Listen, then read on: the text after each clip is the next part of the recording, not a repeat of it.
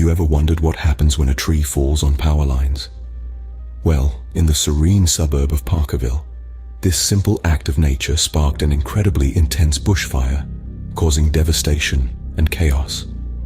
On a typical Thursday morning, around 9:30, a tree fell onto power lines in the Perth Hills suburb, igniting a fire that rapidly spiraled out of control. Homes were lost, lives were threatened, and a community was left on edge.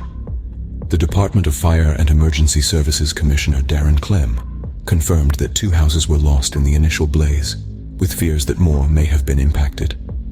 Parkerville is no stranger to fire. In 2014, 57 homes were destroyed in a devastating blaze.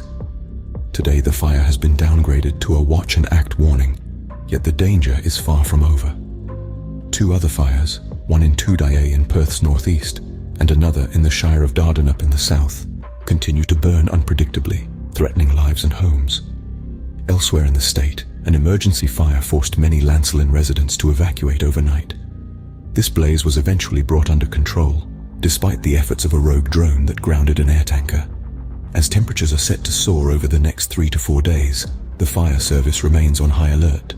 Commissioner Klemm described the situation as tense, with challenging conditions expected through to Boxing Day. The Parkerville fire, described as very intense, may have caused additional losses, including homes and other structures around the state. An assortment of outbuildings, sheds and stables are expected to join the list of destroyed properties. Driven by weather conditions, the fires moved at a speed of 1.7 kilometers per hour at the height of their intensity in Parkerville, with no sign of relief overnight. A fire in the remote area of Northcliffe was upgraded to an emergency alert before being downgraded later in the day. Despite the challenging circumstances, efforts continue to bring the fires under control. A significant amount of resources are being deployed, with a focus on containing and managing the fires.